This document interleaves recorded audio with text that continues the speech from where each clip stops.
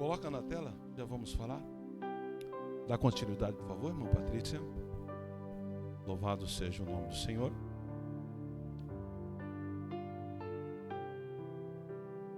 Então vamos lá. De novo entrou Jesus a falar por parábolas, dizendo-lhe: o reino do céu é semelhante a um rei que celebrou as bodas do seu filho. E então enviou o seu servo a chamar os convidados para as bodas, mas estes não quiseram vir. Enviou ainda outro servo com esta ordem: dizei aos convidados: eis que já preparado o meu banquete, os meus bois e cevados já foram abatidos, e tudo está, da continuidade, pronto.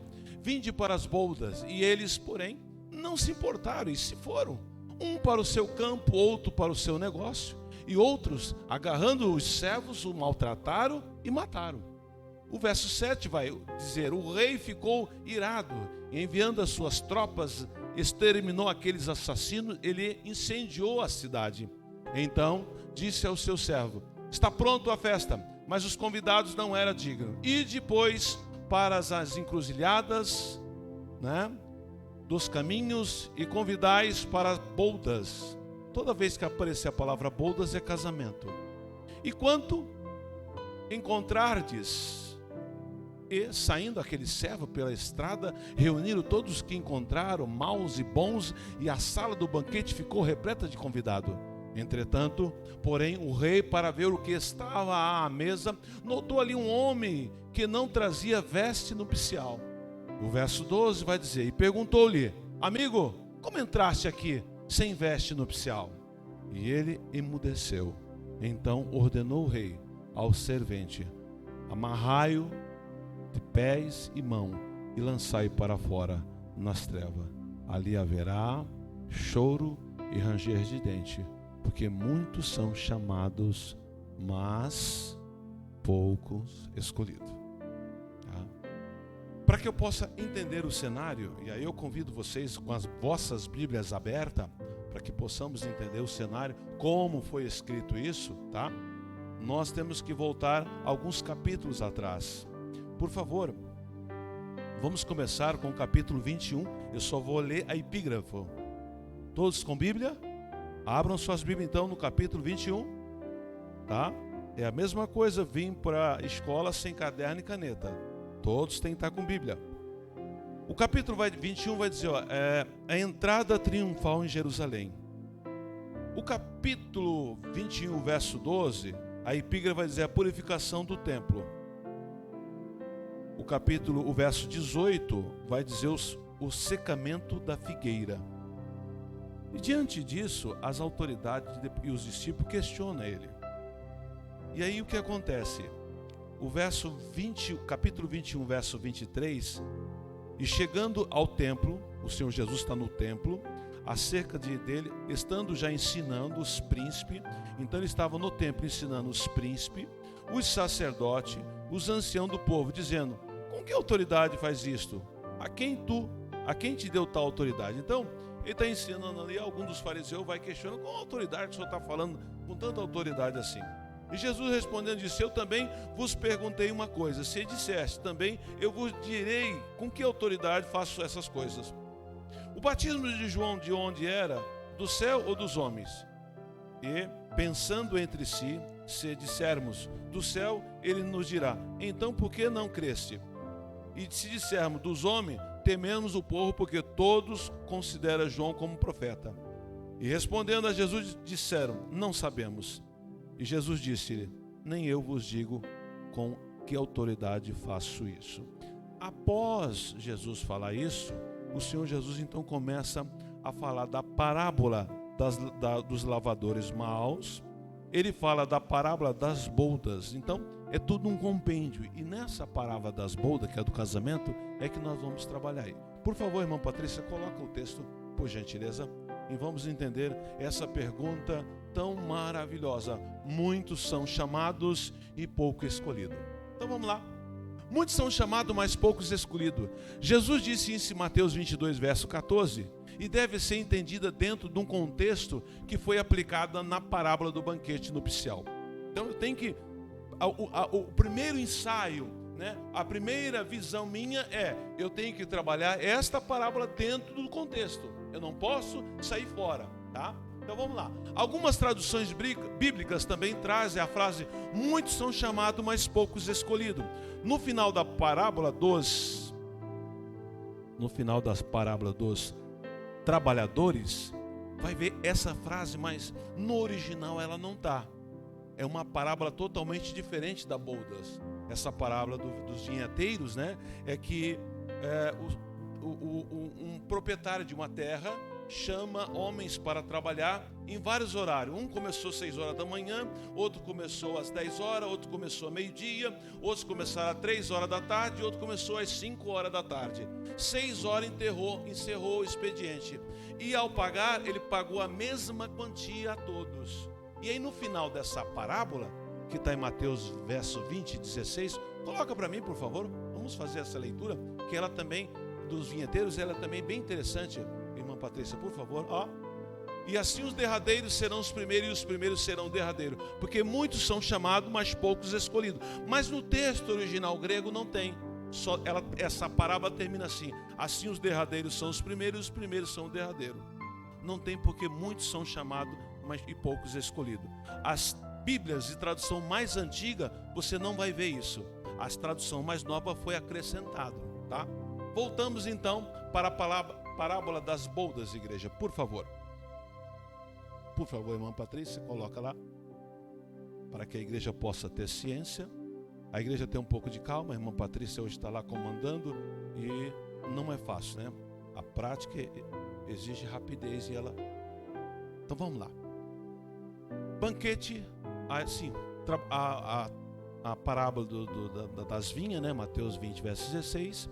Porém, essa expressão não consta no manuscrito grego mais antigo e por isso é omitida em algumas traduções. O banquete nupcial, que é a parábola das bodas. Esta parábola é que, como as outras sobre o reino do céu, conta a história de um rei que deu um banquete de casamento para seus filhos, seu filho no caso. O verso 2 da parábola vai dizer: o reino do céu é semelhante a um rei que celebrou as bodas do seu filho, um casamento. Amém? Até aí, igreja? Boda de casamento tem importância significativa na Bíblia. Em últimas análises, é o dia em que Deus reunirá todos os seus redimidos e eles desfrutarão de sua presença e completa santidade e alegria. E nós, biblicamente, todas as pessoas que estudam a Bíblia, entendem que essa bodas do Cordeiro vai dar início lá no livro de Apocalipse, o capítulo 4, verso 2. Por favor, coloca aí. Vamos andar um pouquinho. Apocalipse 2, 4 e 2. Em que momento essa boda acontece? Aqui na terra acontecerá o arrebatamento da igreja, né? O primeiro toque é para os mortos, o segundo para nós. E encontraremos nos ares os que morreram em Cristo Jesus e os que terão o seu corpo transformado. E aí entraremos, ó. E logo fui arrebatado no Espírito, e eis que um trono estava posto no céu, e um assentado sobre o trono. É esse momento que a cortina, né, do mundo escatológico se abre. E aí a igreja triunfante entra nesse cenário, tá? Se nós formos para o verso de número 4 de Apocalipse 4, verso 4, vai dizer mais interessante, o 4. E ao redor do trono havia 24 tronos, e via sentados sobre os tronos 24 anciões, vestidos de vestes brancas, e tinha sobre as suas cabeças coroa de ouro. Igreja, esses 24 anciões representam dois grupos de pessoas que irão participar da boda, tá? Dois grupos. O primeiro grupo é o Velho Testamento. Você vai ver a relação desse primeiro grupo lá em Hebreus capítulo de número 11. Por favor, coloca lá. Quem está com a Bíblia, marca isso, que é muito interessante. Esse grupo, né, de Hebreus 11, né? Ora, a fé é o firme fundamento. Verso 2 vai começar com Abel. 3, por gentileza. 3. 4. Aí pela fé. Então, esse grupo que a igreja irá encontrar no céu, e sentaremos em tronos, e é representado pelos 24 anciões. O primeiro grupo é do Velho Testamento, nós temos a relação deles no livro de Hebreus, tá? Todos aí que aparecer, todo mundo do Velho Testamento, tá? É esse primeiro grupo. O segundo grupo é a igreja, tá? Abram suas Bíblias lá em Mateus, o capítulo de número 19, verso 28, se não falha a memória, por favor. Livro de Mateus, isso, 19, 28. Tá? Este é o segundo grupo, igreja. E Jesus disse: em verdade vos digo que vós, ele está dizendo isso para os discípulos e quem está seguindo ele, que me seguiste, quando na regeneração o Filho do Homem se assentar no trono da sua glória, também vos assentareis sobre 12 tronos para julgar as 12 tribos de Israel. Então, esse arrebatamento da igreja, quando nós entrarmos nas mansões celestiais, tá? Ela é formada, essas boldas, essa festa, esse casamento é formado por 2 grupos. Todo mundo que morreu em Cristo no Velho Testamento e a igreja, viu, igreja? Começando pelos 12 apóstolos. Então, não são esses anciões de dias, não são anjos, porque anjo não usa coroa, esses homens têm coroa. Você vai ver no final de Apocalipse que ele tira a coroa, coloca aos pés de Cristo, né? Então, esse é o momento triunfal. É o momento que a igreja na terra, em cada culto, em cada reunião, em cada ceia, estão ensaiando, estão aprendendo a Bíblia para poder ter uma vida em santidade, para que nós possamos, naquele dia, estar nesse grande evento. É o evento marcante, é o maior evento, tá? O primeiro evento maravilhoso foi o nascimento de Cristo vir à terra. E o segundo evento será esse, igreja. Aí, se nós formos lá para Apocalipse 19, põe lá Apocalipse 19, por favor. Você vai, verso 7 em diante, você vai ver a êxtase, a alegria que a igreja vai participar desse grande evento. Apocalipse capítulo 19, verso 7, ó. Regozijemos-nos, alegremos-nos e demos glória, porque vindas são as boldas do Cordeiro e já a sua esposa se aprontou. Entender isso à luz da Bíblia, escatologicamente, é vibrante, é maravilhoso. Verso 8, por favor, ó. E foi-lhe dado-se veste de linho fino, puro, resplandecente, porque o linho fino são a justiça dos santos. Então essa roupa está preparada para a igreja. Esse momento está preparado para a igreja. O local está preparado para a igreja. É tanto que cada um que participar desse evento terá um nome diferente, com a pedra, um novo nome, um vestimento diferente, o bema, que é a coroa, tudo está preparado. E a igreja tem que ansiar por isso. A igreja tem que viver isso aqui na terra, dentro do seu sentimento e dentro da tua consciência, através da luz da Bíblia. Isso sumiu de dentro das igrejas. As igrejas só querem bênção, vitória, palavras nesse sentido, mas escatologia, para entender o que nós iremos fazer na eternidade, fugiu. Para que você, eu estou prometendo isso à igreja, e talvez vou fazer isso este ano. Nós vamos estudar o livro de Apocalipse no domingo de manhã. Para a igreja ter uma ideia, o capítulo 4 ainda é para a igreja arrebatada, tá? E a igreja arrebatada só entra no cenário no capítulo 19. Então, do capítulo 5 ao capítulo 18 é o que está acontecendo aqui na terra na grande tribulação. Amém, igreja? Como não é escatologia, é sobre as bodas do Cordeiro no quesito da parábola, volta lá para o estudo, por favor. Louvado seja o nome do Senhor. Então vamos lá então, igreja, ó. O reino do céu, né, é semelhante a um rei que celebrou as bodas do seu filho, tá? Isto dá início em Apocalipse 4 e 2, que nós já trabalhamos. Ao mandamento do rei, os convites para o banquete são distribuídos. Os servos do rei são enviados a chamar os convidados para as bodas, para a festa. Dá continuidade, por favor. Mas esses não quiseram, né, vir. Você vai ver lá no verso 3. Então enviou os seus servos e chamou os convidados para as bodas, mas estes não quiseram vir. Trabalhamos, quem são esses? Os judeus. Toda a classe de judeus. Porque rejeitaram o mestre. Pagaram um preço muito caro. E ainda pagam um preço muito caro.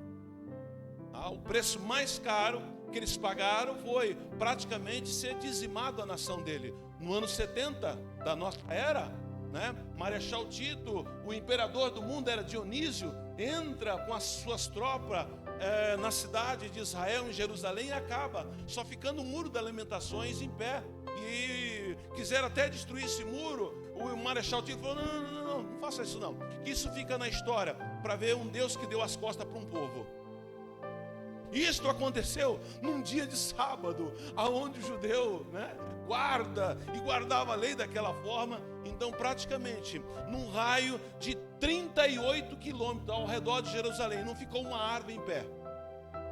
Foram cortadas e praticamente quase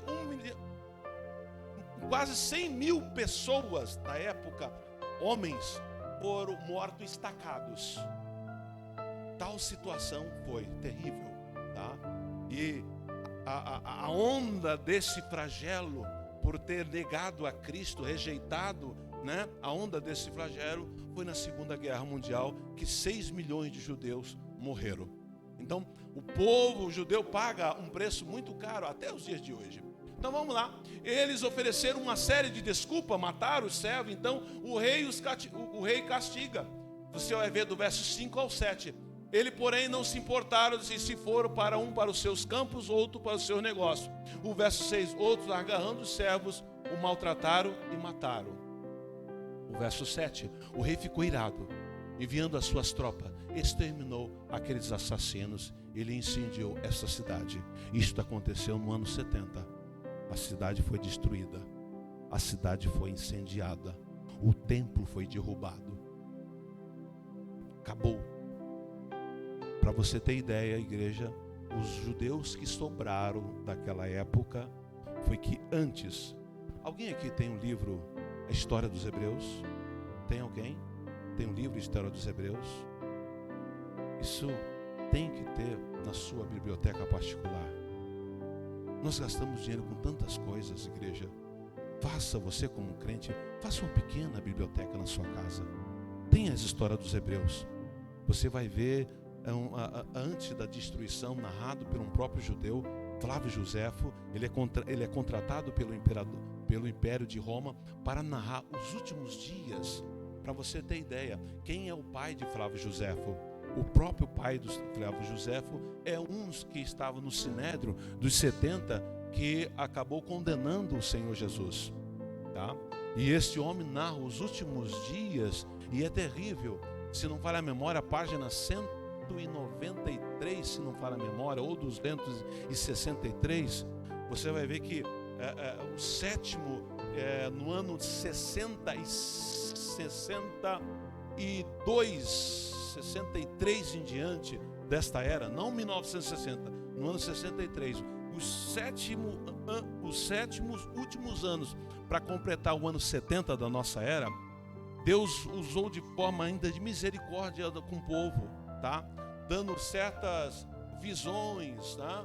Um dia a nação de Israel acorda e vê uma nuvem grande, é narrado nesse livro, ver uma grande nuvem em forma de espada apontando para o templo. Os mais antigos da época, isso é um presságio. Outro fala, isso é normal. No ano seguinte, o que aconteceu? Um homem chamado Jason, tá? É possuído na festa da Páscoa em Jerusalém, e esse homem agora vira lunático, vira louco, e ele começa então por volta de 4 horas da manhã, entrar nas ruas de Jerusalém gritando: olha, a maldição vem, vai acabar com a nação, tá? E Deus usou a vida desse homem por quase todo o período. É tanto que quando as tropas do Império Romano ocuparam Jerusalém e começam a lançar as pedras para destruir o muro, segundo a história, Flávio José relata que esse homem está em cima do muro gritando: chegou o dia. Então esse homem foi usado por Deus na sua loucura, dizendo a situação. Mas o mais grave, igreja, o mais grave, no ano 69, esse narrado por Flávio José, eu falei, me chocou quando eu estava lendo. Por quê? Quando uma novilha, a igreja sabe o que é novilha? Quem não sabe o que é novilha, levante a mão. Uma vaquinha nova, tá? Uma novilha, vai ser sacrificada na Páscoa para o ritual da Páscoa, né? E o que acontece? Quando vão sacrificar ela, ela dá luz. Em vez de nascer uma vaquinha ou um boizinho, não nasce igreja, nasce uma ovelha. É narrado por ele. E aí todo mundo fica. Eles usam muito, a palavra Joséfo usa muito esse termo, presságio. Isso é um presságio, né? Então os sétimos últimos anos da nação judaica foi avisado por Deus e o povo não deram ouvido. E sabe quem foi que deu ouvido? Tá? O povo cristão. Os judeus, os poucos cristãos judeus que existiam em Jerusalém deram ouvido. É tanto que você vai ver no livro de Atos, né? Quando aquele casal vende os seus bens e apresenta aos pés de Pedro, né? Todos os cristãos, entenderam a profecia. Mas se você não sei quando está, não é caro, é um livro grosso, tá? Hoje é interessante que você não precisa comprar os 2 volumes, fizeram tudo num volume só. História dos Hebreus, capa azul desse tamanho, e é bem interessante. É bem você ter em casa.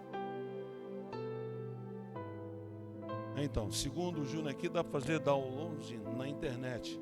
Bom, isso é bom você entender, porque o que acontece? Você lê a passagem de Mateus 24 e se não tiver um entendimento bíblico, você fica boiando. E aí são livros que vão você entender o cenário da história do que está acontecendo, tá bom? Então vamos voltar para as bodas do cordeiro. O rei então despacha os seus servos e depois pelas encruzilhadas, a sua Bíblia, a mais tradicional, vai estar a palavra valados, né? Os caminhos e convidai para as bodas quanto encontrares. E aí é interessante que esses são os gentios. Os judeus rejeitando a Cristo, sobrou então para nós que somos gentios. Tá? Graças a Deus por eles ter rejeitado a igreja. Graças a Deus. Então esse verso 9, somos nós que somos gentios, é a igreja. Jesus está descrevendo aqui a oferta do evangelho, primeiro aos judeus e depois aos gentios que somos nós. A nação judaica havia rejeitado decisivamente a oferta que Deus lhe fez através do seu profeta, né, dos seus profetas, e tal rejeitão Jesus anunciou o julgamento que Deus iria trazer. Foi a destruição de Jerusalém pelo exército romano no ano 70 depois de Cristo. Mas na providência de Deus, essa rejeição é a ocasião em que o evangelho é estendido ao gentio e igreja. O resultado é que a sala do banquete ficou repleta de convidados, que é a igreja. Então, nessa parábola, a sala do banquete ficou repleta por que tipo de pessoas? A sala do banquete ficou repleta nessa parábola, igreja. Só de gentios, só de não judeus. Tá? É o corpo da parábola que vai dizer isso.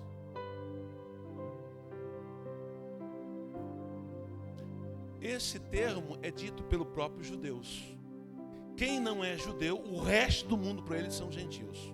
Se você é um gentio e se converte ao judaísmo, você é prosélito, se não falha a memória, tá? Quem dá esse termo é o próprio judeu, até os dias de hoje. Não serve o mesmo Deus que ele. Na mente deles é isso, não serve o mesmo Deus que ele. Então são gentios. E aí o gentio se converte ao judaísmo, ele é um prosélito. Então vamos lá, igreja. E aí então, igreja, o resultado é que a sala do banquete ficou repleta de convidados. Mateus 22, verso 10. E saindo aqueles servos pela estrada, reuniram todos os que encontraram maus e bons, e a sala do banquete ficou repleta de convidado. Então, não é só os maus, também os bonzinhos. Por isso que no evangelho você vê pessoas que outrora eram bandido, eram traficante, eram tudo lá fora, mas a partir do Evangelho, Deus transforma a vida dessas pessoas, dá um caráter de Cristo, e essas pessoas, quando se convertem, mudam. No banquete nupcial, algo inesperado acontece. O que acontece? O que a parábola nos informa? O rei se ajunta com seus convidados e descobre um homem que não trazia as vestes nupcial. Tá? O verso 11 da parábola, ó. Entrando, porém, o rei para ver o que estava à mesa, notou ali um homem que não trazia veste nupcial. Então o rei vê aquela cena e dá um edito para essa cena. É interessante isso, igreja, porque a parábola das 5 virgens e das 5 loucas vai trabalhar isso também. As loucas, por não ter azeite com reserva, não entraram nas bodas, não entraram no banquete. Tá? Então, essa parte já é para a igreja. Tá? O homem não consegue explicar porque está sem veste. E um ato de julgamento escatológico, o rei ordena que os seus servos amarrai-os de pé e mão e lançai-o para fora nas trevas, porque ali haverá o que, igreja? Choro e ranger de dente. Que local é esse que há choro e ranger de dente?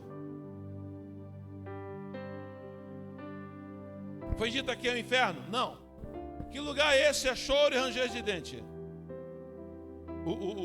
Não tem na igreja, na Bíblia. Que local é a igreja? Que haverá choro e ranger de dente. Local. O julgamento é um ato. Lago de fogo. Tá? Quem irá inaugurar o lago de fogo? Quem irá inaugurar? Satanás, juntamente com o anticristo, juntamente com a besta e o falso profeta, e todos que não forem encontrados no livro da vida. Uma pessoa sem conhecer Cristo hoje, se morrer, a Bíblia vai dar a legalidade que vai para a região dos mortos. A região dos mortos é o inferno. Ali já há tormento, ali é escuridão, ali é calor. Você vai ver na parábola de Lucas, verso 19, se não falha a memória, verso 16 lá em diante, vai ver que, olha, manda Abraão que molhe a ponta da língua, o local é terrível. Então todas as pessoas que descem a campa fria, porque todos que estão aqui têm uma partícula de Deus e não pode morrer. Pastor, que partícula é isso? É a alma. Depois do fôlego de vida, o sopro que Deus deu na narina de Adão, fizeram alma vivente.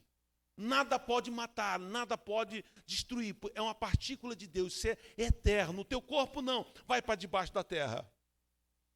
Tá? E isso é importante para que gere temor dentro de nós. Eu não vejo a minha alma. Já foi dito que ela tem contato com o mundo externo através dos seus 5 sentidos. Eu não vejo o meu espírito. É a minha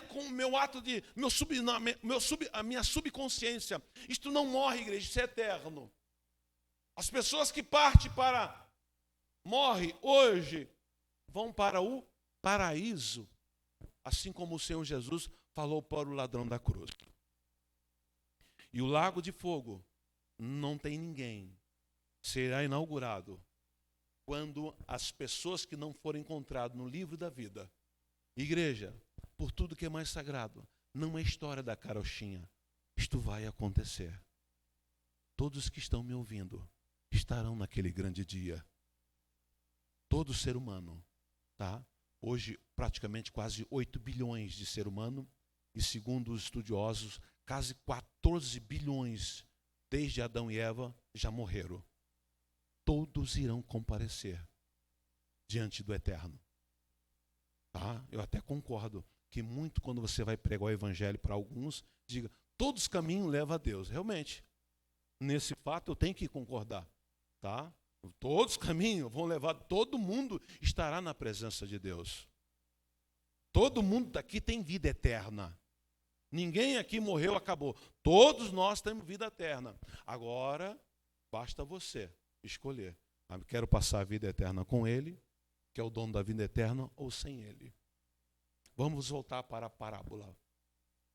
Jesus termina a sua história pronunciando o aforismo que resume o significado da parábola. Porque muitos são chamados, mas poucos escolhidos. Dei a introdução. Agora nós vamos entrar no contexto, o que essa parábola quer dizer. Vamos lá? No banquete nupcial, o chamado. Pastor, o que significa que muitos são chamados? Entender essa declaração concisa de encerramento é entender a parábola como um todo. O que Jesus quis dizer com por que muitos são chamados, mas poucos são escolhidos. Para responder, necessitamos entender o que Jesus quer dizer aqui, chamados e escolhidos. A palavra chamado permeia a parábola. E o texto em grego diz que os servos chamam aqueles que foram chamados para a bolda. Vai estar em Mateus 2 e 3. Os convidados judeus são chamados nesta parábola. Quando o Senhor Jesus está ensinando, é o primeiro grupo, tá? São os judeus. Ali não tem nenhum gentil ao lado do Senhor Jesus. Então, esse chamado já dá partida a esse povo. E nós vamos ver a referência, tanto no verso 4 e no verso 8. Os servos são, então, os ordenados a chamar os gentios, que o evangelho chegou a nós. Você vai ver no verso 9. Então, a palavra traduzida como chamado, no verso 14, pertence à mesma família da palavra traduzida chamado, tanto no verso 3, no verso 4, no verso 8 e no verso 9. Esse padrão nos ajuda a entender a natureza do chamado nesta parábola. É a convocação, é o convite de Deus por meio dos seus servos, que não parou. Começou desde os profetas, desde os patriarcas, tá? Desde Abraão, quando deu a partida através da fé. E não parou até os dias de hoje, o chamado. Inúmeras igrejas se abrem, chamando o povo. Vários homens de Deus levanta, chamando o povo. Tá? Então, o profeta no Antigo Testamento, os ministros do Novo Testamento, que são as igrejas, são os pastores hoje, esse chamado conclama os ouvintes a se arrepender e crer nas boas novas que os servos proclamam. É possível recusar, como muitos judeus fizeram. Jesus ensina que aqueles que recusam, os chamados são culpados por recusá-los. Mas também é possível responder a esse chamado de maneira não salvadora. Como, pastor? Responder esse chamado de maneira não salvadora. Calma, eu vou explicar. O homem da continuidade, sem as vestes nupcial, é esse. Responder o chamado de maneira... A Bíblia vai trabalhar nessa parábola como esse que não tinha as vestes. A Bíblia vai trabalhar como 5 loucas. Responderam o chamado. Entraram numa igreja evangélica. Aceitaram Jesus como Salvador. Ou a vez nasceram num lar cristão. Só que o que acontece? Levaram o cristianismo não como uma realidade, sim como uma religiosidade. Estes são chamados. Então vamos lá. Mas sua falta de vestimenta prova que eles não faz parte das boldas do casamento. E é justamente banido.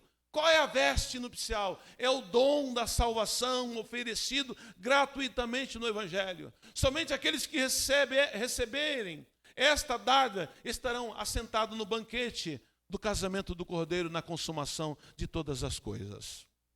Então o chamado é para todos. Todos são chamados. Todos. Não, João 3,16, porque Deus amou o mundo de tal maneira. Tá? O chamado é para todos. Não tem negro, não tem branco, não tem pobre, não tem rico, não tem amarelo. É para todos. Eu acho bonito esse mistério que esteve escondido em Jesus, que é a graça. Pela graça sois salvo. Tá? Então, Deus chamou a todos. Porém, tem a segunda vertente. E essa segunda vertente é a mais difícil. Principalmente a igreja do século 21, que tem uma conotação muito terrível a ela. Nossos pais que morreram, no caso, meus pais que morreram em Cristo Jesus, não passaram por isso. A igreja dos anos 90, até o comecinho dos anos 90, não passaram por isso. E a igreja agora, do 2021, passa por isso. Que é um flagelo na vida do ser humano cristão, que se encontra em Mateus 24:12. O amor se esfriou. O apóstolo Paulo vai trabalhar que a igreja tem comichão nos ouvidos e estão escolhendo homens para falar o que eles gostam e não o que a Bíblia diz. Então a igreja, que perto da meia-noite dormiu, tanto as prudentes como as não prudentes, a igreja hoje sofre por isso. Muitos que não tiver base bíblica, não tiver fé, vão desviar. Porque se abre igreja de tudo quanto é tipo, de tudo quanto é forma, de tudo quanto é gosto.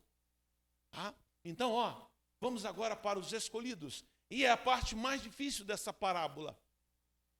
Quem são aqueles que sinceramente respondem os chamados e recebem a Cristo pela fé? Jesus os chama de escolhidos, ou com a palavra grega pode ser traduzida, os eleitos. Igreja, preste bem atenção. Eu já estou nessa caminhada há 55 anos. Dá para você, não precisa ser um formado em teologia, não. Dá para você olhar para um fruto, né, e ver a qualidade da árvore. Dá, igreja. Não precisa julgar. E nem podemos fazer isso, porque quando você está julgando alguém, você está acima daquela pessoa. Mas dá para você saber quem é o escolhido. Esses são todos aqueles que o Pai escolheu em Cristo desde antes da fundação do mundo para ser santos. E o que, igreja? Essas duas palavrinhas aqui. Essa palavra. Como é o nome dessa palavra, igreja? E essa palavrinha aqui, separa você do chamado do escolhido. Não tem outra forma. Você que está me ouvindo nesta noite, se não entender isso, está perdendo o tempo de uma igreja evangélica. Vai curtir o mundo, põe para quebrar. Mas se você está dentro da igreja evangélica, tem que entender isso. A diferença do chamado e o escolhido. A vertente do escolhido é isso, santidade e ser uma pessoa irrepreensível. Por favor, irmã Patrícia, entra no dicionário e coloca a palavra irrepreensível. Eu não vou colocar nem o dicionário bíblico, não precisa encontrar essa palavra no dicionário bíblico, não. Isso na língua portuguesa mesmo, por favor. Vamos entender, irrepreensível é tanto falado, mas pouco é ensinado dentro da igreja. Santidade é fácil. Ser separado. Eu não posso ter a mesma atividade. Eu não posso parecer com o mundo. Eu não posso copiar o mundo. Por isso que a igreja do século 21 está cheia de chamado, mas poucos são escolhidos. A igreja de 1980, não. Praticamente 100% dela era os escolhidos. É tanto que esta época, o ano 70, né? O ano 60, quando eu nasci, o ano 70, o ano 80, até o comecinho dos anos 90, quando a pessoa desviava, ela saía da igreja. Hoje não, se desvia e fica dentro da igreja, porque não há mais temor, não há mais reverência. Então vamos lá, olha a palavra irrepreensível, diga.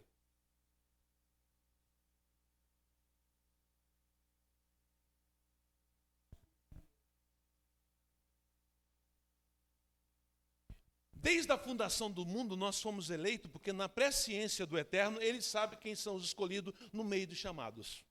É a presciência dele, não é nossa.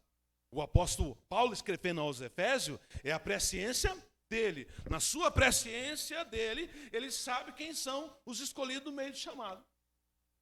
E nós iremos saber disso ao vivo e a cores só naquele dia. Né? Então vamos lá. Irrepreensível, adjetivo de dois gêneros, que não dá margem à repreensão ou censura. Um administrador, sem nenhuma, o que, igreja? Falha, perfeito, né? Como um desempenho de um ator. É isso, uma vida sem falha. Fica difícil a pessoa, pastor, eu estou trabalhando santidade, estou trabalhando, sou irrepreensível, estou trabalhando isso, pedindo ajuda do Espírito Santo, que você não consegue fazer sozinho, mas é um mau caráter, não paga ninguém, deve a todo mundo, tem nome sujo, e olha, a vida é um banzé, fica difícil, igreja. Tá? Preste atenção que vai ser mudado no dia do arrebatamento, o teu nome. Você não chamará pelo nome que seu pai batizou você aqui na terra. Você terá um novo nome. E se eu, que fui batizado com este nome, não preservar, o nome é tudo. Os crentes do século XXI não estão nem aí. Então é crente fazendo todo quanto é tipo de coisa e acha que estão certo. Tá? Então, Jesus os chama de escolhido, ou, como a palavra grega pode traduzir, os eleitos. Estes são todos aqueles que o Pai escolheu em Cristo, desde antes da fundação do mundo, para serem santo e irrepreensível perante Ele. Efésios 1:4. Assim como nos escolheu nele antes da fundação do mundo, para sermos santo e irrepreensível perante Ele em o que, igreja? Outra virtude que a igreja usa, o mesmo adeus da princesa, da rainha Elizabeth. Amor? Que isso? É coisa do passado. E é bem verdade que nós temos uma grande diferença de entender a palavra amor, a palavra amor no sentido ágape. Porque quando nós olhamos para a 1 Coríntios capítulo 13, vai falar sobre o amor, ali é o amor ágape. E nós se envolvemos naquele, pensando que ali é o amor eros ou amor filo, que não tem nada a ver. Eu e você só podemos desfrutar do amor ágape quando você tem o caráter de Cristo. Se você não tem o caráter de Cristo, você não sabe o que é o amor ágape. Você pode saber o que é amor religioso, né? Mas o amor ágape não. Você sabe, quem é casado sabe o amor eros e o amor filho de sangue, né? Pai, filho, tio, aquela coisa toda. Mas o amor ágape, a igreja só pode envolver, a igreja só pode sentir e produzir esse amor quando tem o caráter de Cristo. Aí você vai andar, ser uma pessoa irrepreensível e você vai andar em santidade. Mas não de uma forma religiosa. Tá? Eu vim de uma era que, por falta de conhecimento bíblico, haviam obreiros que dormiam até de paletó e gravata. Se Jesus vinha, eu já estou... A pastora Éder lembra dessa época? Não? A sua mãe lembra? Pijama nada. Era manga comprida, camisola. Se aconteceu... Opa, já é... Falta de conhecimento. Então, isso era até relevante, porque boa parte dos evangélicos desse ano 70, 80 eram analfabetos, não sabiam ler. Tá? Então é até relevante isso. Tá? E hoje, nós não temos analfabeto, mas o povo não lê Bíblia. É complicado isso. Igreja, dia de domingo, nós na época trabalhava como dia do Senhor. Então esse dia você vinha para a igreja às 6 horas da manhã orar, após a oração, a igreja dava um cafezinho, aí já ficava para a escola dominical, terminava a escola dominical, ia para o ar livre, terminava o ar livre, ia para a visita, você chegava em casa às 5 horas da tarde, era o tempo de tomar banho e voltar para o culto à noite, porque literalmente era o dia do Senhor. Nas visitas e no ar livre, pessoas aceitavam Jesus chorando, os demônios eram repreendidos. Quantas e quantas vezes, igreja, no grupo de visita você entrava, batia a palma, as pessoas aceitavam você dentro de casa, e na oração os demônios pegavam as pessoas e dentro da casa e já eram libertos. A família toda estava dentro no culto à noite. Era uma maravilha. Não é hoje essa coisa travada, né? Porque não há amor ágape. Muitos são religiosos. A agenda dele, Jesus está em segundo, ou em terceiro, ou em quarto lugar. Reverência, se não tem nem reverência ao pastor que estão vendo, vão ter reverência a Deus por não conhecer Bíblia.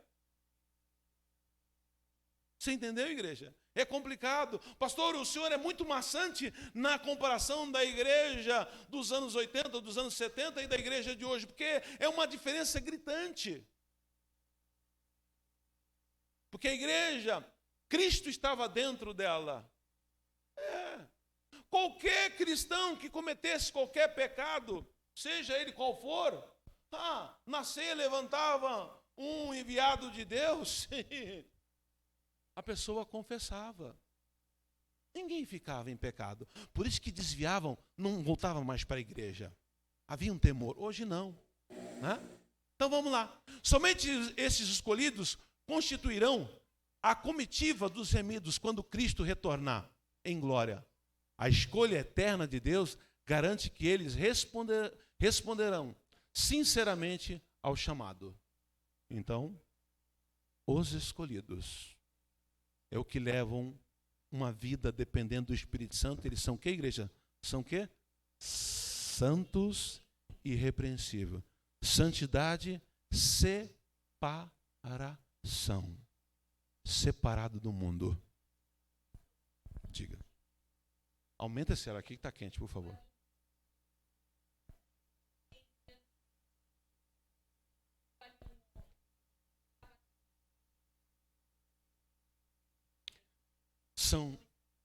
Esse só foi chamado, não era escolhido. Não andou em santidade, não foi irrepreensível. São as mesmas coisas. Põe aí a parábola da virgem e das loucas. Sim, representa as loucas, representa os que não foram escolhidos por não viver uma vida de santidade, por não ter a veste é a salvação. A salvação é a veste da graça. Eu estou salvo em Cristo Jesus. Por quê? Um sangue de Deus me comprou. Não foi um sangue de animal. Um sangue de um Deus morreu na cruz do Calvário por mim. Este é a veste da salvação. E só os santos e vida irrepreensível que tem essas vestes. Tá? É a salvação. Sem essa veste não tem como participar do banquete. Não tem como estar naquele grande dia, igreja. Levante a mão aí, diga e fala alto para toda a igreja ouvir, por favor. É para todos. Não. Não. Os chamados não irão herdar o céu, igreja, porque não vestiram a veste da salvação. Chamados não. Entenda. E aí está ficando gostoso para a pessoa entender. Muitos, todos ou muitos são chamados e pouco escolhido. O chamado veio à igreja, o chamado aceitou Cristo como o único e suficiente Salvador. O chamado viveu uma falsa cristianismo, totalmente diferente do escolhido. Ei, todo o Novo Testamento vai trabalhar a parábola do trigo e do joio. Quem é joio? Chamado. Quem é trigo? Escolhido. Toda a Bíblia trabalha essa parábola. 5 prudentes, 5 loucas, chamado e escolhido. A parábola do tesouro, do pescador, jogou a rede, trouxe os peixes na rede, escolheu os peixes bons e os peixes ruins jogou fora. Chamado e escolhido. Por isso que este comedor de requeijão, leiam a Bíblia, vai gerar temor dentro dos vossos corações, para tirar da mente, do sentimento, vir à igreja só para receber algo dele. Você já recebeu a salvação que é maravilhosa. Eu não preciso mais nada dele, eu já sou salvo nele. Se ele quiser abrir as portas de emprego, amém. Se ele quiser me curar, amém. Se ele quiser me prosperar, amém. Cristo é isso, igreja. Aí, então o reino do céu será semelhante a 10 virgens que, tomando as suas lâmpadas, saíram ao encontro do esposo. Eram 10, 5 delas eram prudentes, porque eram santas e irrepreensíveis, por isso que elas eram prudentes. E 5 delas eram loucas, tomando a sua, porque não eram santas e não eram repreensíveis. Viviam junto, caminhavam junto, participavam junto, tomavam ceia junto, falavam língua estranha, vestia paletó, sei lá. Mas não tinha o Espírito Santo ajudando a ter uma vida de santidade e ser repreensível neste mundo caído. Diga. Não, se fosse pelas obras, Cristo não precisava vir ao mundo. Ninguém é salvo pelas obras. Desde o dia de Abraão, é justificado pela fé, eu tenho que crer.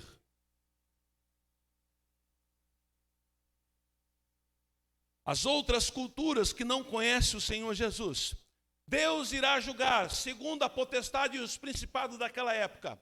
Os principados e potestade desse século é totalmente diferente de 100 a 200, 300, 400, 500 anos atrás. A moral e a ética do ser humano era totalmente diferente do que é hoje. Então será julgado conforme os princípios daquele momento, daquela época. Se você pegar um ser humano que viveu há 100 anos atrás, 100 anos. O avô da minha esposa tem 93 anos. Tá? Se pegar uma pessoa que viveu há 100 anos atrás, ele não viu internet, ele não viu computador, ele não viu tantas coisas que traz o mundo para dentro de nós. Ele vai ser julgado segundo os padrões ético e moral daquela época que os principados regiam o mundo. Ninguém é salvo pelas obras. Ah, eu sou bonzinho, vou ser salvo. Ninguém é bom. O próprio Jesus diz, olha, olhou do céu à terra, não viu um justo sequer. Ninguém é bom. A começar de mim, que não vale a comida que come. Este comedor de arroz e feijão aqui. É ruim até o tutano. Se não é a misericórdia, se não é a graça dele, oh Deus amado. Hã? Mais alguma pergunta?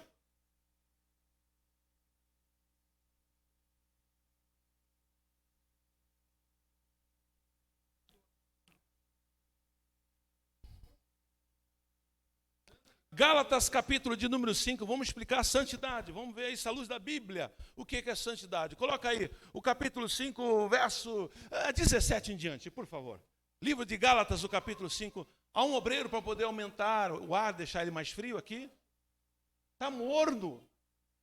Não está, não está. Está ventando morno aqui, eu estou sentindo. Está só ventilando, não está gelando. Essa máquina aqui não está gelando. É?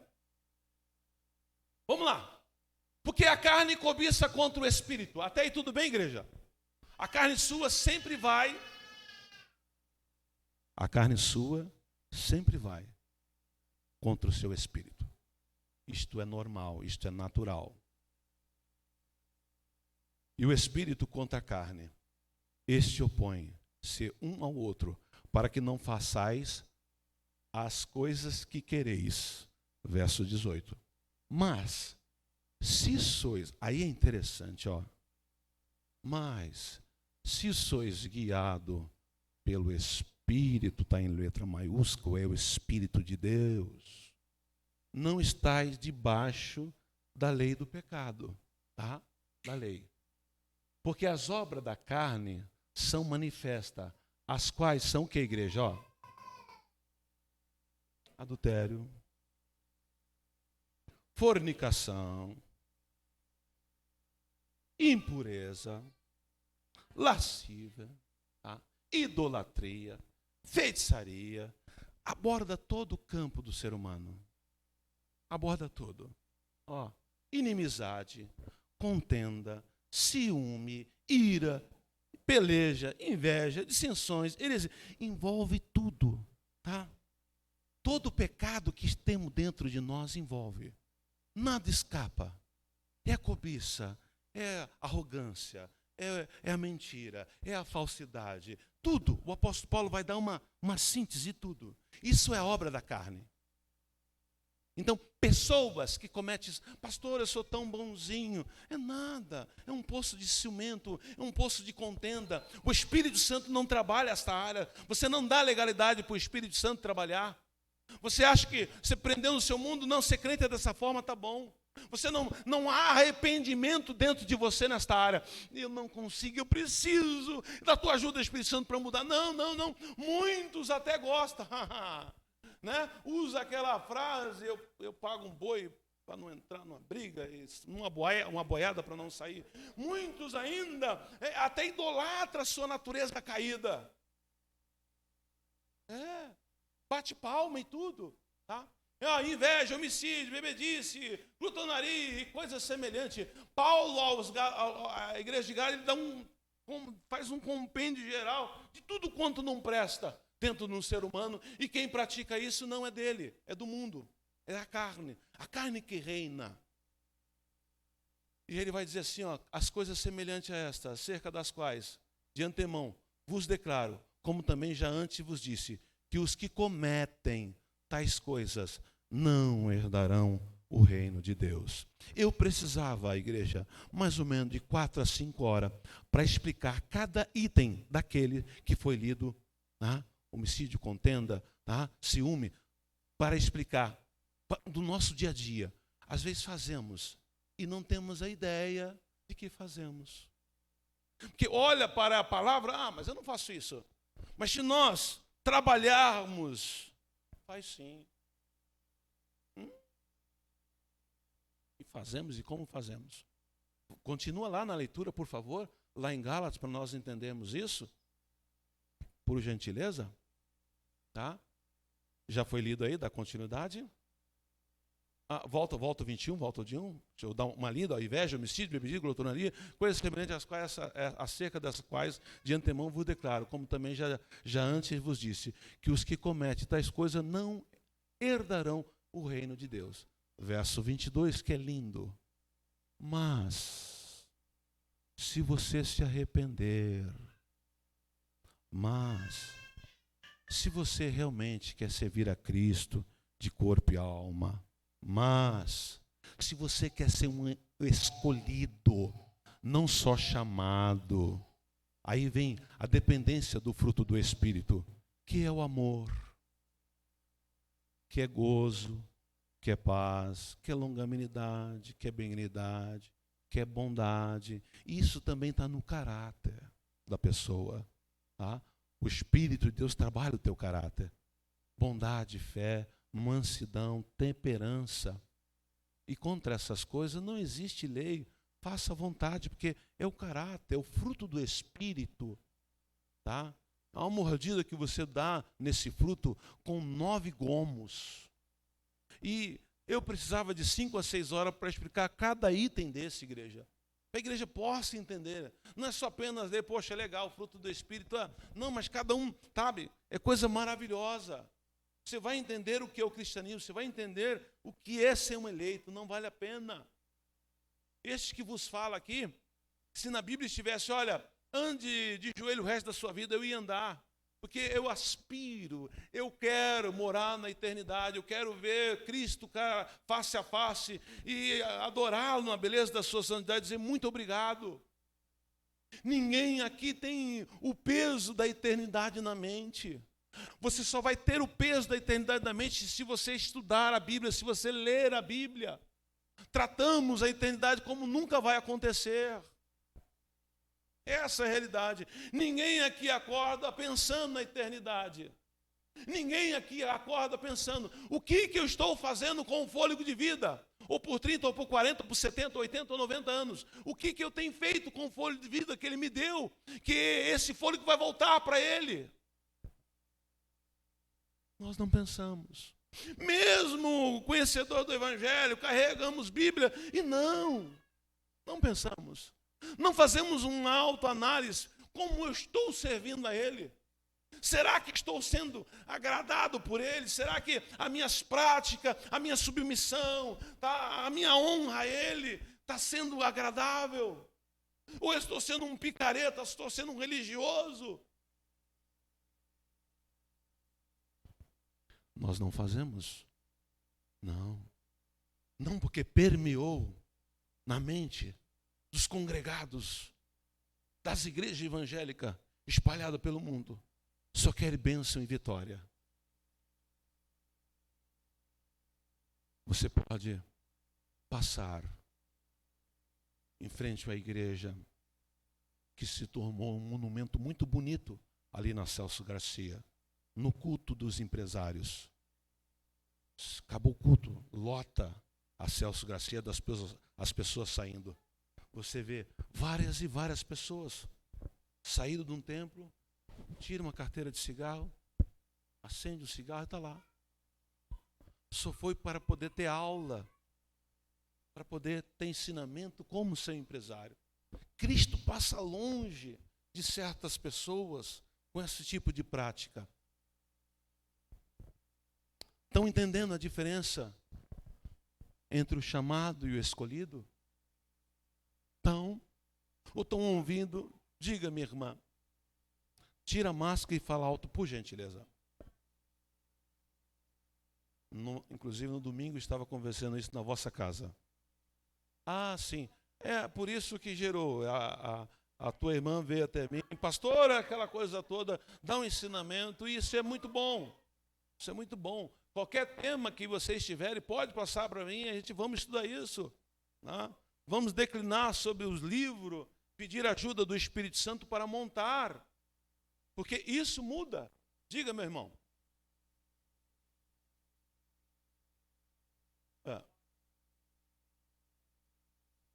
Alegria.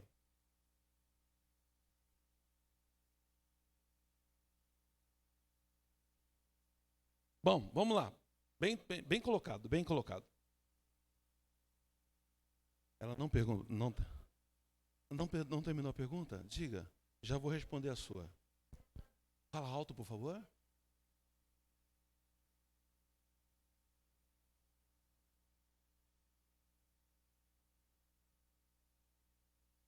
Não. Não.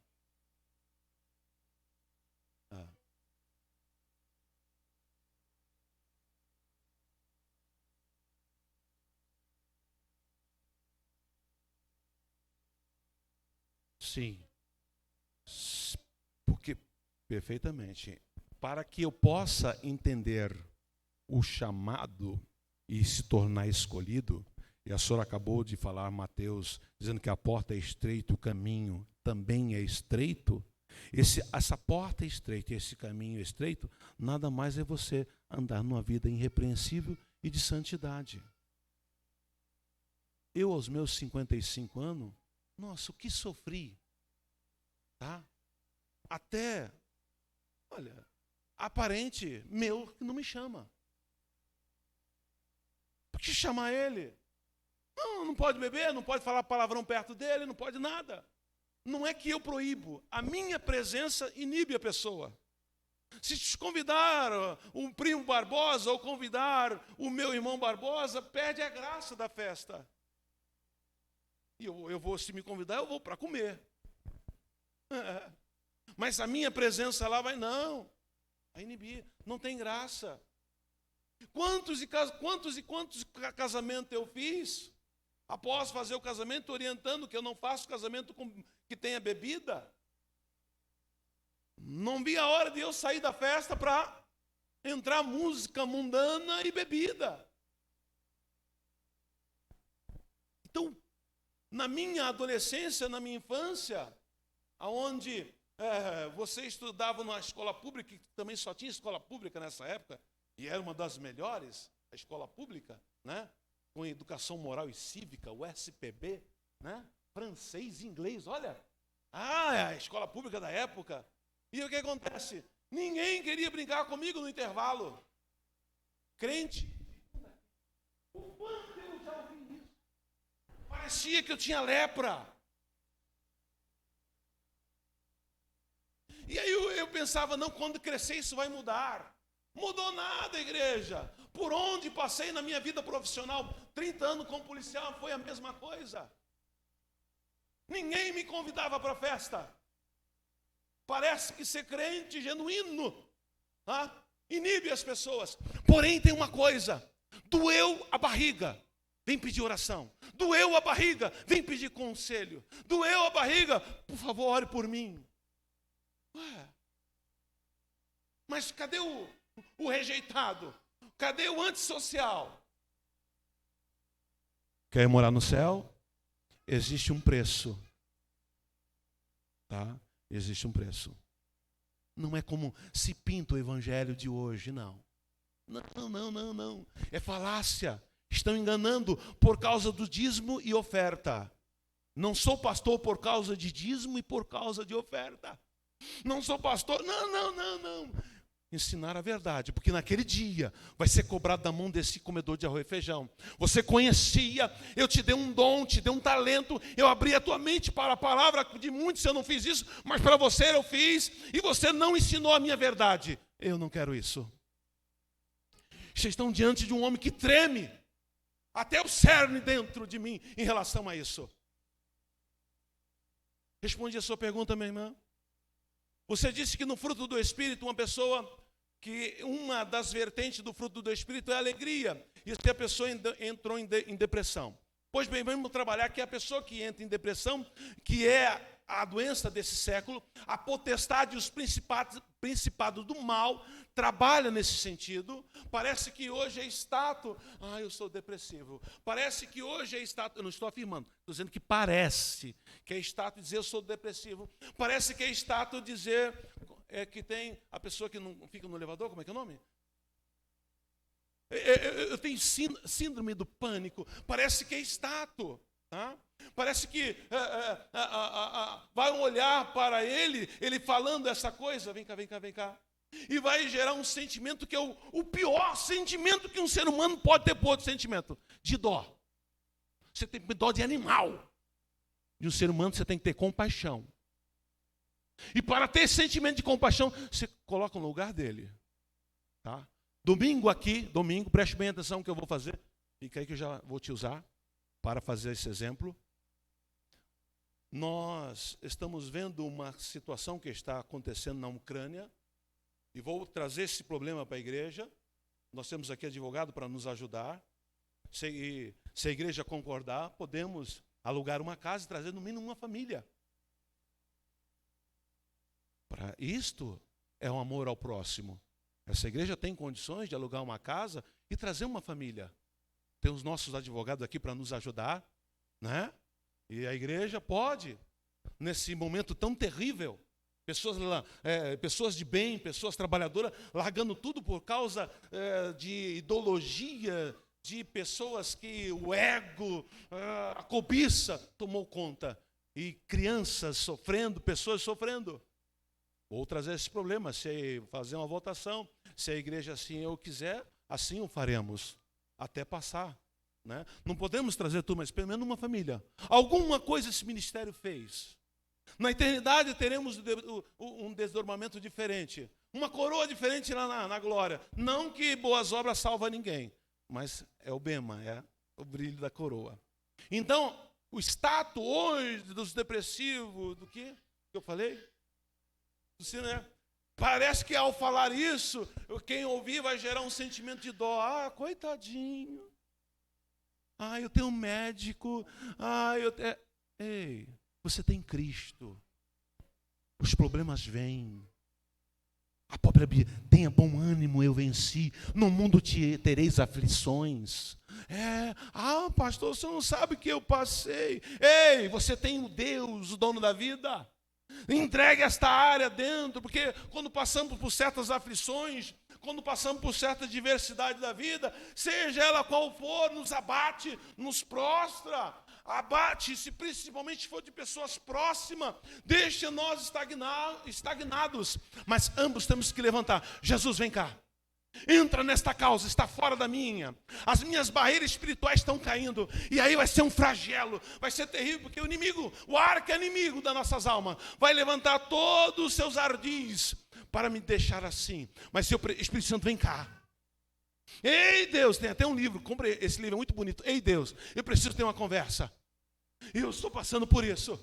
E eu não posso ficar prostrado, porque eu sou um combatente, eu sou um soldado de Cristo. Eu não posso parar a minha marcha, eu não posso parar de carregar a minha cruz de jeito, maneira alguma, porque o desânimo, a depressão, o raio que Esparta quer me destruir, mas eu tenho Cristo, e a tua palavra vai dizer para mim que o fruto do Espírito é alegria. O Espírito Santo vai invadir o teu ser, vai encher de glória a tua vida, e você vai ver que coisa maravilhosa. Mas não, é mais fácil.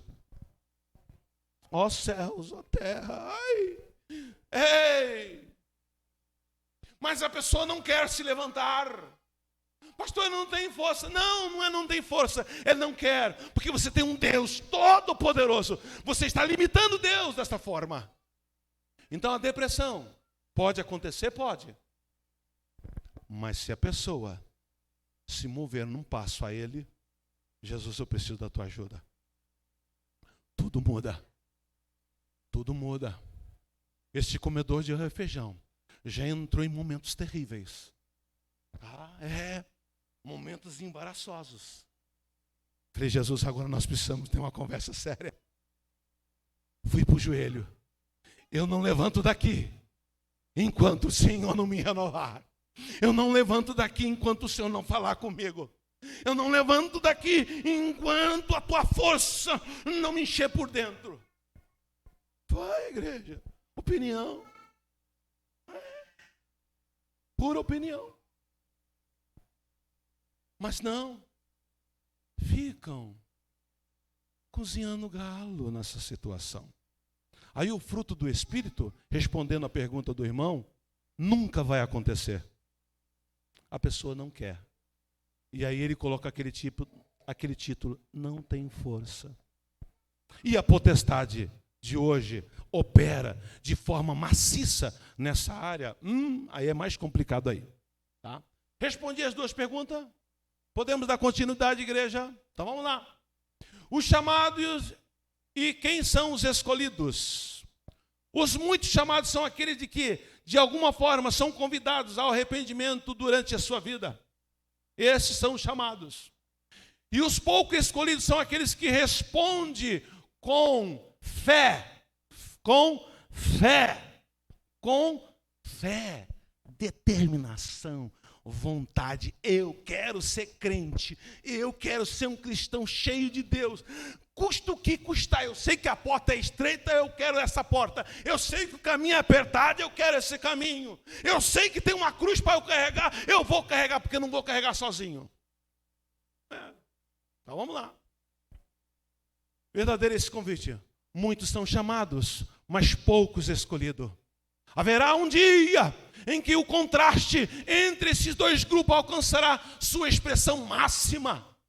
Juízo final. Nesse dia, os muitos chamados que ignoraram o convite serão lançados num lugar de pranto e ranger de dente, enquanto que os relativamente poucos escolhidos, que pela graça de Deus abraçaram através da fé em Cristo o convite que receberam e se assentaram à mesa com Abraão, Isaque, se assentarão na mesa com Abraão, Isaque e Jacó.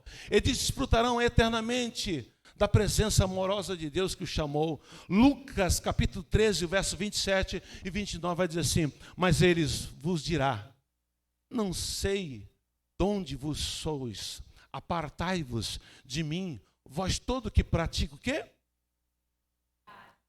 Quem pratica a iniquidade, que não tem uma vida de santidade e nem tem uma vida irrepreensível. Essa palavra, quando o Eterno falar, estará julgando os chamados.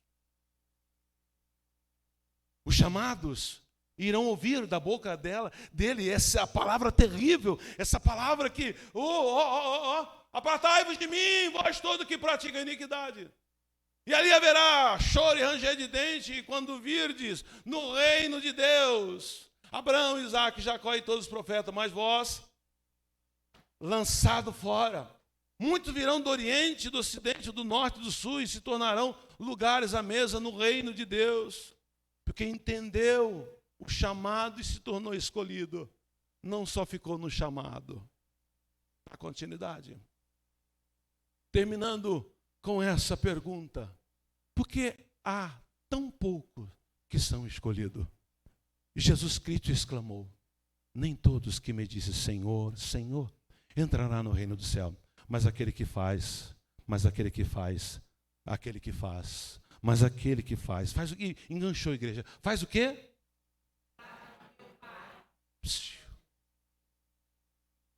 Você é chamado ou você é escolhido?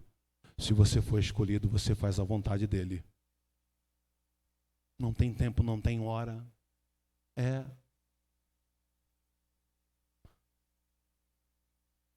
Eu preciso ler Bíblia.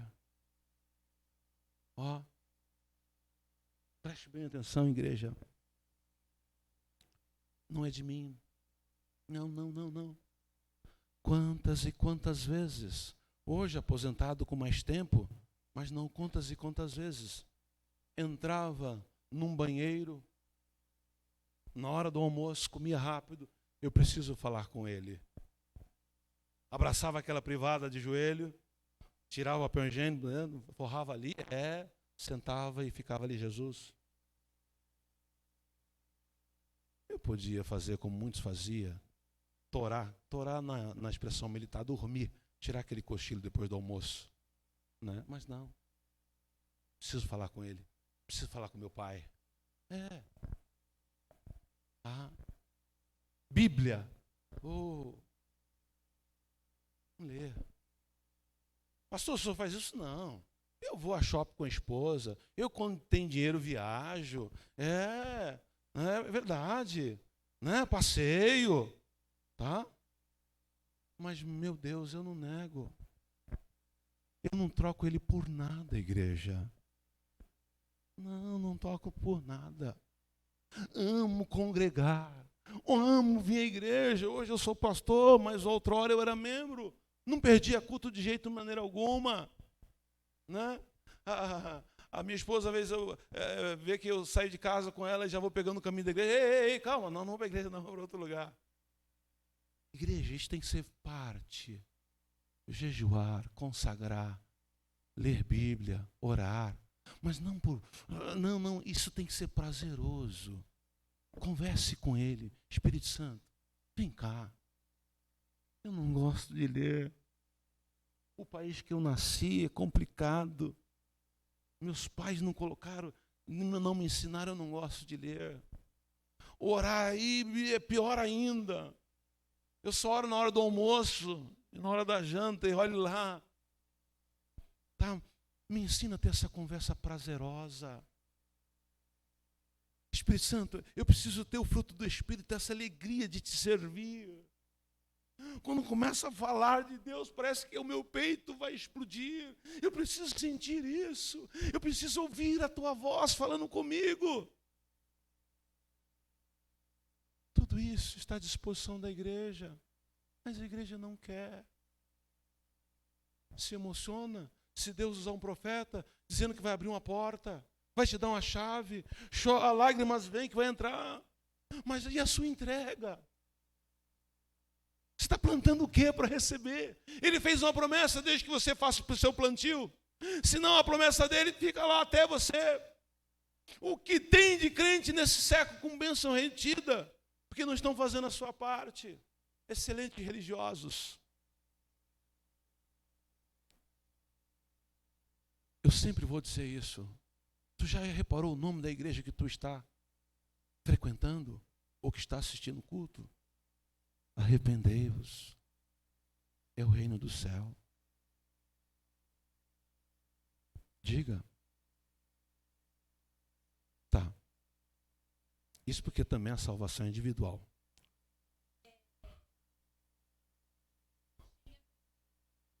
A senhora nasceu num berço de evangelho e não tinha conhecimento disso.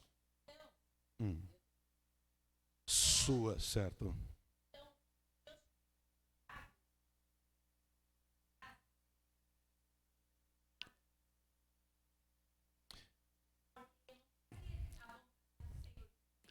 A Bíblia, ela se torna maravilhosa porque ao conhecê-la, ao estudar, ao ler, a gente faz uma reflexão e vê, nossa, se Deus me levasse naquela época, eu era apenas um chamado.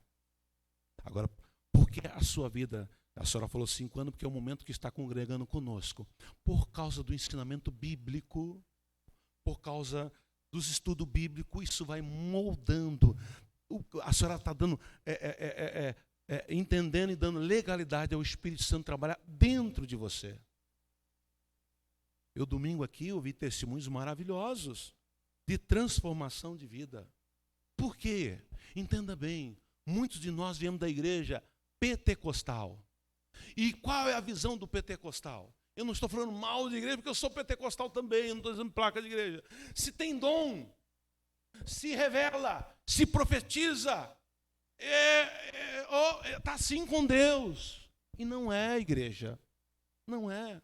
Os dons é um talento dado por Deus à pessoa para ajudar a igreja. Só que isso não pode ser o carro-chefe. Isso não pode ser o norte da nossa vida. Eu vou correr atrás de profeta. Tem profeta lá na casa do chapéu, vou lá. Não, de jeito maneira alguma. Você tem uma promessa maravilhosa que é a Bíblia. Se Deus quiser usar a minha vida, se Deus quiser usar a vida da irmã Simone, se Deus quiser a vida do Luca ou os demais aqui, amém. Mas isso não pode ser o meu carro-chefe. Isso não. E outra coisa, as pessoas que são usadas, Jesus amado, muitos são uns tremendo picareta, porque Deus deu dom a ele, pastor. Só na eternidade nós vamos ter resposta, porque o dom não é para ele. Eu disse aqui num domingo, e aí para que a igreja possa entender, porque nós, achamos que as pessoas que não estão assim com ele. E a Bíblia vai dizer não, que é o caráter. É ser uma pessoa irrepreensível, é ter uma vida de santidade. E isso é o culto lá fora. Aqui dentro eu posso dar rabo de arraia, línguas estranhas, e profecia, revelação. O cara está cheio de Deus. Não. O que está cheio de Deus é ser justo. Noé nunca falou línguas estranhas. Noé nunca profetizou para ninguém. Mas Deus viu nele, era um homem íntegro, justo na sua geração. Vem João Batista, nunca curou ninguém. Não. Uma palavra dura, arrependei-vos. E se tornou o maior profeta. E aí muitos na igreja evangélica hoje vêm por causa disso. Essa igreja tem dom e Deus vai usar tremendamente as vidas que possuem esse dom para a glória dele. Mas eu que não preciso ser orientado, eu não preciso ser guiado, não, de jeito maneira alguma. É tanto que a profecia, ela deve ser ouvida e analisada. Não analisar o que foi usado. Eu não posso julgar o que foi usado, o profeta, não. Porque o que acontece? A primeira vez que o Senhor, o Todo-Poderoso, quis usar um terceiro para falar com alguém, ele usou uma jumenta para falar com Balaão. E era um animal. Eu não posso julgar um animal. Então a pessoa que está sendo usada, eu não posso julgar. Mas a profecia eu posso julgar. Entenderam, igreja? A profecia eu posso julgar. Quando Deus usa a vida desse comedor de feijão, coloca a data. Se acontecer, foi Deus. Se não acontecer, foi por emoção. Deus não falou na minha boca. Eu fui menino na fé. Põe data. Entenderam, igreja? Diga, irmã Cida.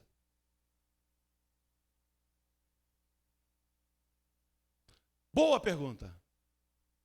Primeiro, para que entender que é de Deus. Quando é de Deus, irmão, fala lá dentro. Lá dentro. Fala com a tua consciência. Como o ser humano não sabe trabalhar isso dentro, às vezes nem sabe que aquela pessoa tem dom, e quando Deus vai chegar perto dela falar, já se emociona toda. É o momento de você ficar, deixa eu ouvir. Eu não posso deixar os meus sentimentos e as minhas emoções nesse momento vir borbulhar. Não. Eu preciso ouvir. Por isso que o culto é racional. Eu vou ouvir. Vou ouvir e vou julgar. E dentro desse conciso de ouvir e julgar, você sabe quando foi Deus que falou. Sabe? Fica lá dentro. A Bíblia vai dizer, as minhas ovelhas ouvem a minha voz e me conhecem. Viu? Diga. Tira para poder ouvir.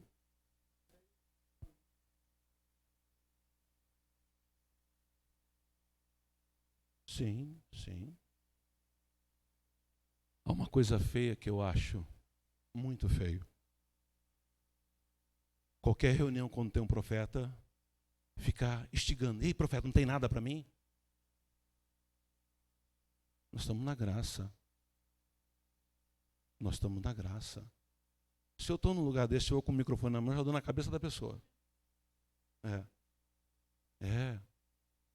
Ei, é Deus que escolhe quando quer falar com você. É Deus que escolhe quando quer falar com você. Ele é o Pai, é Ele que escolhe.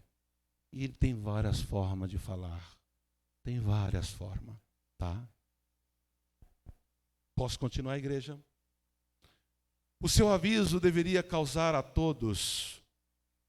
Esse aviso que foi lido, nem todos que me dizem Senhor, Senhor entrará no reino do céu, mas aquele que faz a vontade do meu Pai, que está no céu. Então, esse aviso deveria causar a todos nós,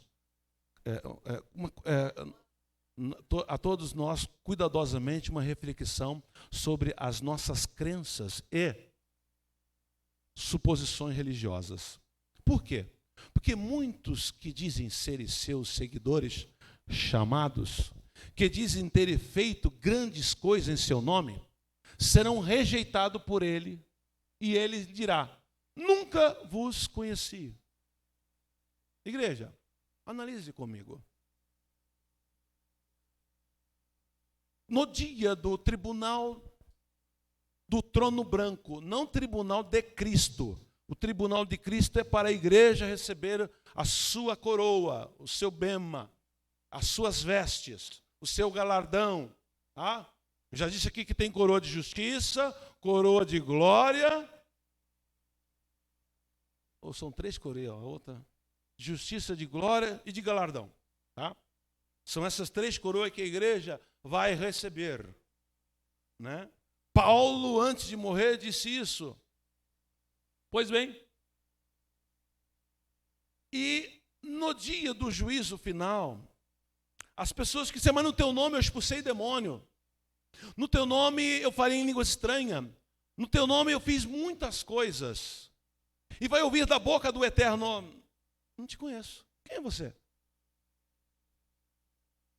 Isto, irmã, serão por chamados. Estão na igreja, falam línguas estranhas. Toma ceia, são até usados, mas não são irrepreensíveis, não têm uma vida de santidade. Ficar perto dessas pessoas dá nojo, que só falam besteira, não tem o brilho de Cristo, você não sente a presença, são mundanos. Cristo passa longe. Na igreja pode ter dom, pode falar língua estranha, pode tomar ceia, pode cantar, pode pregar, pode fazer o que é. Mas lá fora não transmite Cristo. São crente gangorro, uma hora está em cima, parece que está cheio de Deus. Mas não. A minha Bíblia diz, os que andam irrepreensíveis em vida de santidade é progressivo. Perfeitamente. Muitos se aproveitam do título e não enganado, não conhece Bíblia. Amados, vocês estão dentro de um homem que tem um temor, mas tem um temor tão grande, mas tão grande, desse Deus, que vocês não têm ideia. Vocês não têm ideia. Se tivesse um aparelho para medir, você... Muitos acham o durão, mas não é isso, não. Porque o céu é tomado à força. Eu tenho que querer. E aí muitos usam essa frase, tem que pagar o preço. Não, o preço já foi pago na cruz do Calvário. Agora, você. Você tem isso dentro de você. Eu quero. A porta é estreita? Eu quero. O caminho também é estreito? Eu quero. Há uma cruz para carregar? Eu quero isso. Vou te seguir. Você rejeitado, você chacoteado, você colocado de lado, não importa, né? A família vai me rejeitar. Tanto que o Senhor Jesus disse, olha, aquele que não largar pai, mãe, irmão, aquela coisa toda. O apóstolo Paulo entendeu isso. Moisés entendeu isso, está lá no livro dos Hebreus. Recebeu o vitupério, a vergonha de servir ele aqui. Hoje não, é status. Os chamados estão desviados dentro da igreja e vivem de status. Sou cantor lá, fora. Aceitei Jesus, continuo cantando para o mundo.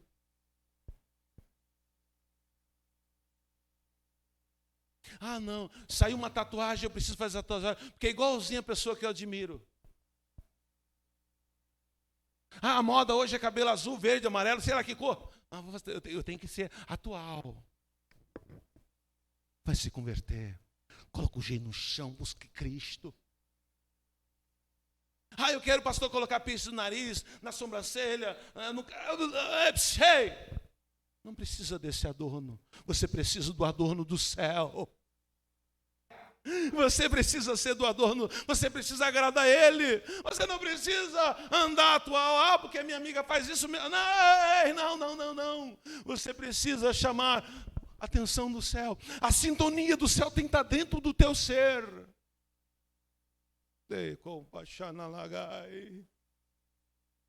Igreja.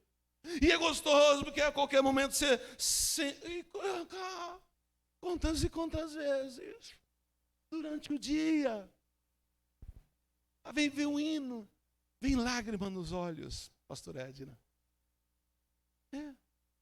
Eu estava com a minha filha, a Rebeca, dentro do hospital, e aí veio um hino. Falei, Espírito Santo, por favor, se pudesse tirar essa dor dela e colocar em mim, eu sou forte. Mas, por favor, vem aqui nessa lugar de criança, como é que é o nome? Venha nessa pediatria, não só por causa da minha filha. Jesus, aquela menina que está chorando, está com febre, está com dor. O Senhor pode mudar esse quadro. Jesus, aquela outra, as crianças que estavam ali. Tá? Daqui a pouco, pastor Edna, eu comecei a sofrejar um hino dentro da mente. Lágrimas veio aos olhos. E eu, aquela coisa toda. Ele está com você 24 horas por dia. Doidinho para você falar com Ele. Você vai se sentir amado. Você vai rir à toa. Vão chamar você de louco. Igreja. Desfruta da presença dEle. Desfruta. Deixa Ele encher seu vazio. O seu vazio que te perturba dos problemas, da dificuldade, da incompreensão. Porque muitos acham, estou sendo incompreendido. Deixa o Espírito Santo ocupar isso. Às vezes é um déficit, às vezes é um problema que nós temos, né? De dar valores a certas coisas. Esse déficit, esse problema que você tem, essa dificuldade que você tem, deixa o Espírito Santo trabalhar aí. Deixa Ele entrar aí. Deixa Ele ocupar essa parte. Tu vai ver que coisa maravilhosa.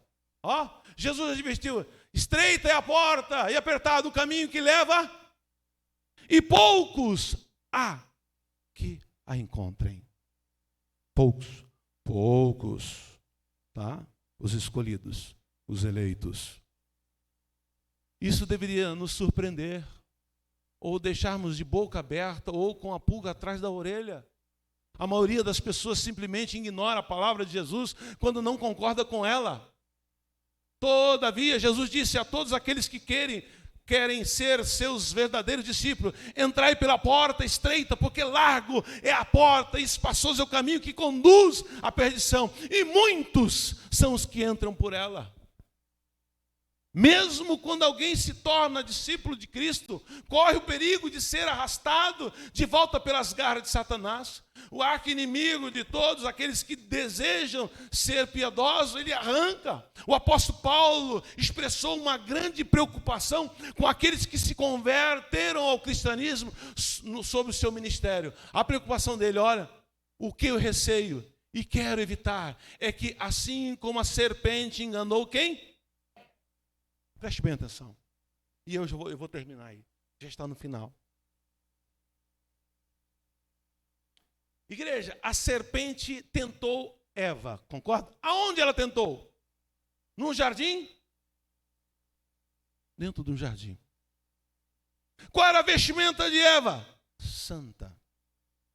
Uma vestimenta santa. Um local santo. Tá?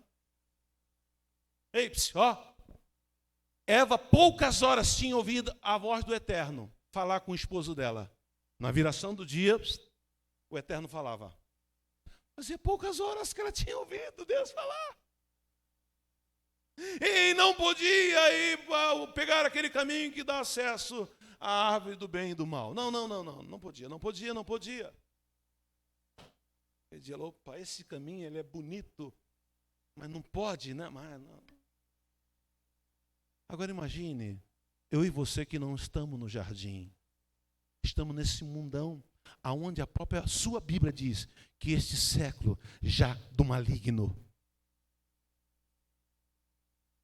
Se Eva estava no jardim e foi atentado pela serpente, imagina eu e você que não estamos no jardim.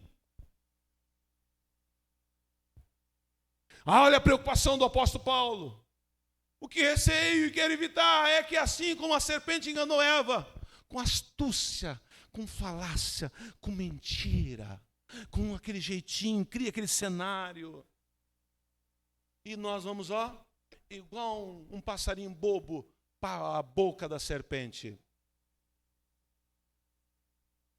E Eva, com astúcia, a mente de vocês sejam corrompida. O quê?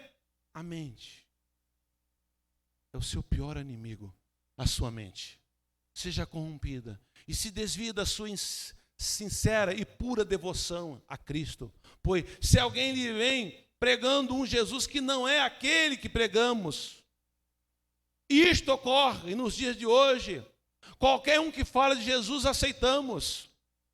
Se você ligar as pregações na internet, no YouTube, é cada asneira que eu ouço, que eu vejo, eu falei, meu Deus do céu, aonde esse jumento aprendeu a palavra? Aonde esse indivíduo aprendeu a falar isso? Será que não sabe que a Bíblia vai dizer, aquele que mudar um jota, um tio desta palavra, tem a condenação de tudo que está nesse livro? Não há temor.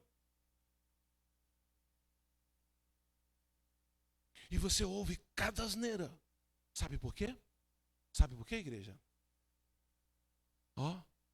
Jesus que não aquele que pregamos. Porque não conhece o Jesus da Bíblia.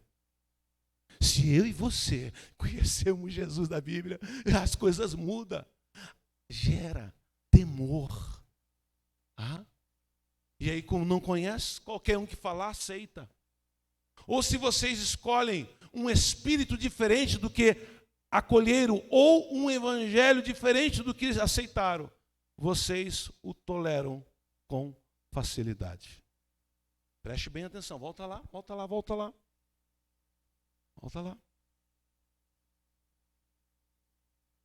Como eu queria falar disso, mas as horas não me permitem.